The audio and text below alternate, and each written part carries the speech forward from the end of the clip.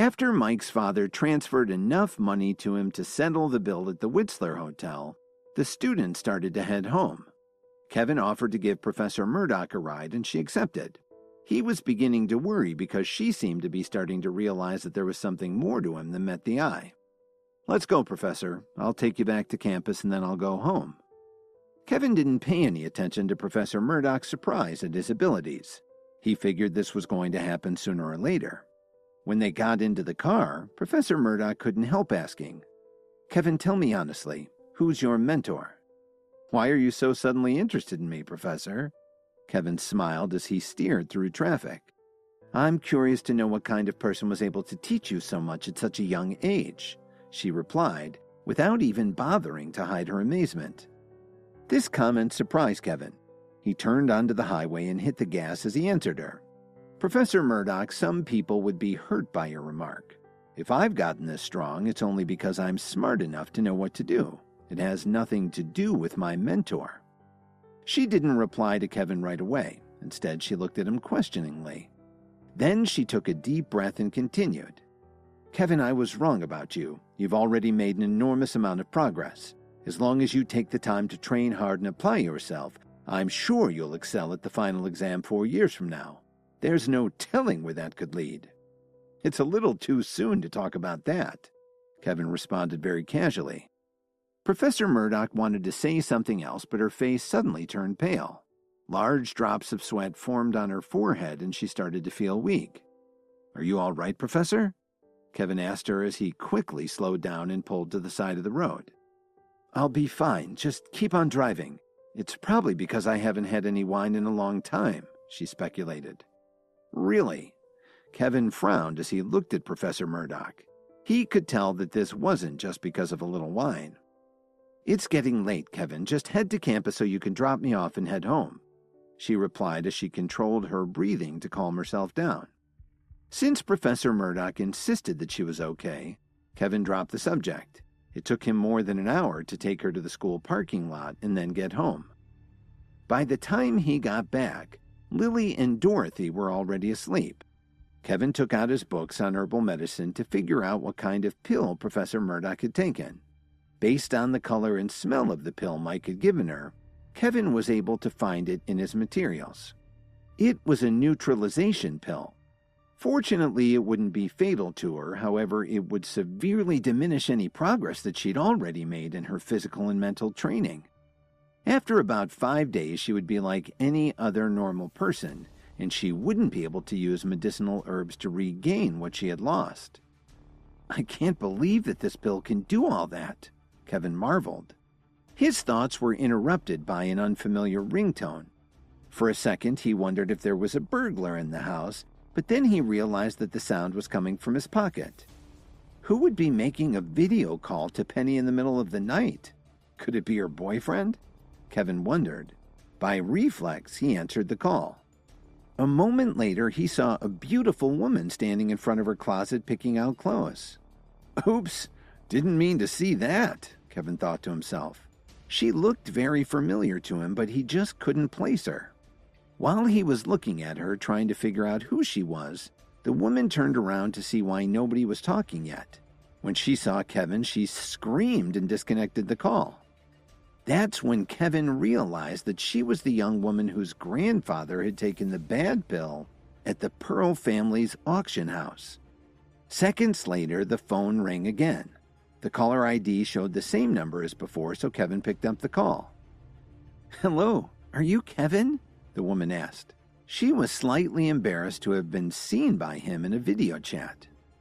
The young woman turned out to be Penny's best friend, Mackenzie Knott. 2 years before, the Sutherland family had secretly joined the Myriads. What even Kevin didn't know was that the Myriads had been secretly recruiting a lot of powerful families over the past few years.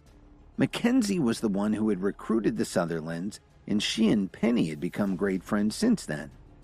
Mackenzie was calling Penny late at night because she had something to tell her, but she hadn't expected a man to answer her friend's phone, especially when she was pretty sure that Penny didn't have a boyfriend.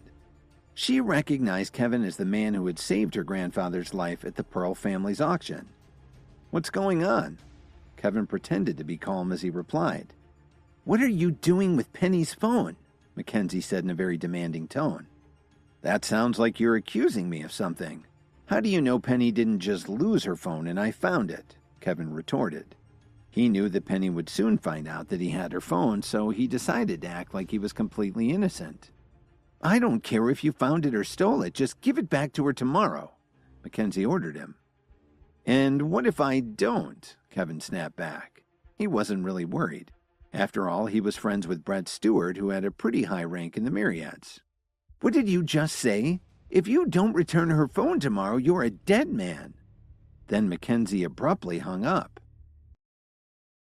Why is everyone so violent lately? One wrong word and you're dead, Kevin asked himself.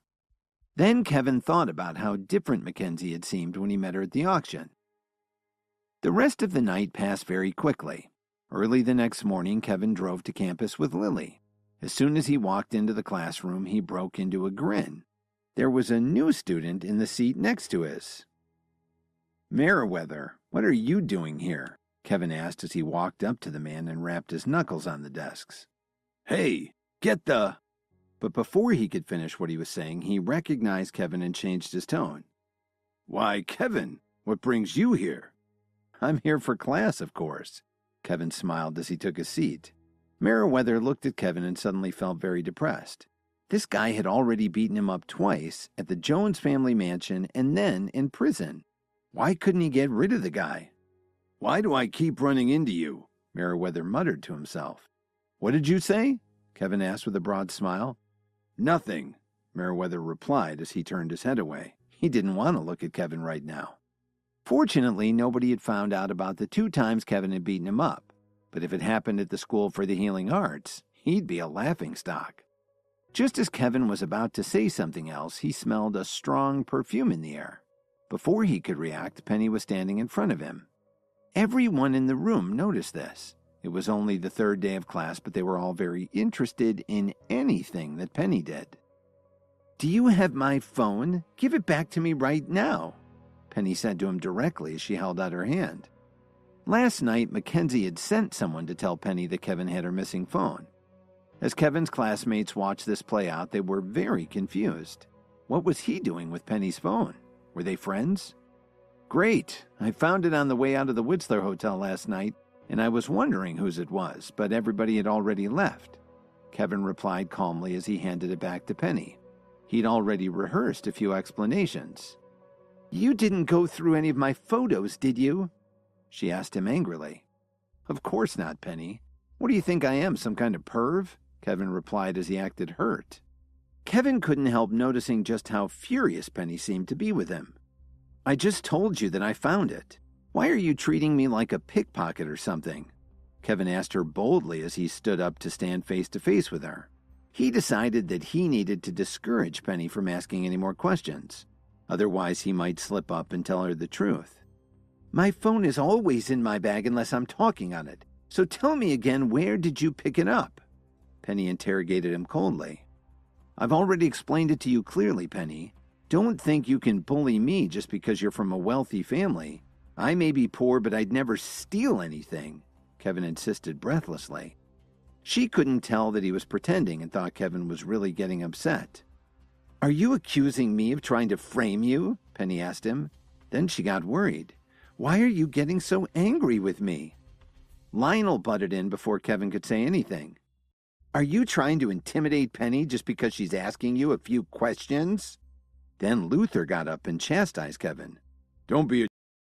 Even if you didn't steal her phone, that's no reason to threaten her. How'd you like to end up down at the police station?" Meriwether saw his chance and decided to jump in too. "Call the police? You've really underestimated Kevin. He's already done time. Why don't you ask him what for?" That really caused an uproar. Kevin had been to prison? Is that why the Jones family couldn't stand him? The whole class burst into laughter at the thought of Kevin being an ex-con. Meriwether sneered at Kevin. Now that he saw him being ridiculed by his classmates, Meriwether stopped being so afraid of him. After all, this was a school, not a prison.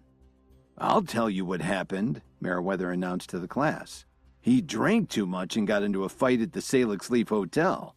They sent him to prison for nearly a month."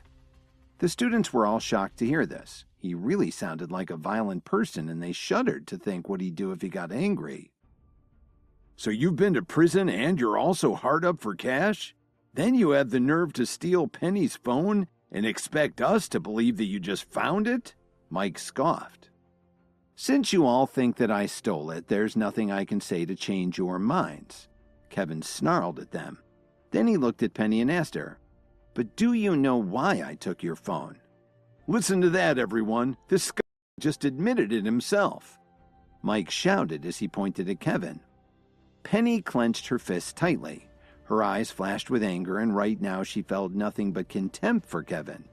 This was the first time someone had ever stolen something from her, and it turned out to be one of her own classmates. Kevin was completely derailed. The whole situation had gotten out of hand, and he was running the risk of getting kicked out of school. "Please, listen to me, Penny," Kevin explained. "Mike couldn't afford to pay for the dinner last night, so he planned to pretend to be drunk and then get you to cover the expenses for him. He was also hoping to connect with you online. I was just helping you out." "Do you expect me to believe that?" Penny snarled as she gritted her teeth. "Are you still trying to pin this whole thing on Mike?" Their classmates all started to discuss the situation with each other. How could a petty thief have gotten into their high-class school? And none of them believed his excuse at all.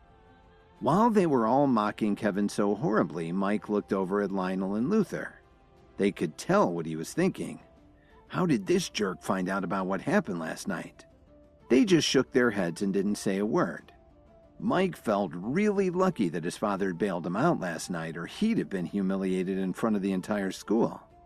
But Kevin wasn't feeling quite so lucky. How the heck was he going to straighten this whole mess out? Hi, Kevin here. If you're wondering what happens next, then stay tuned on the Pocket FM Universe channel for more episodes.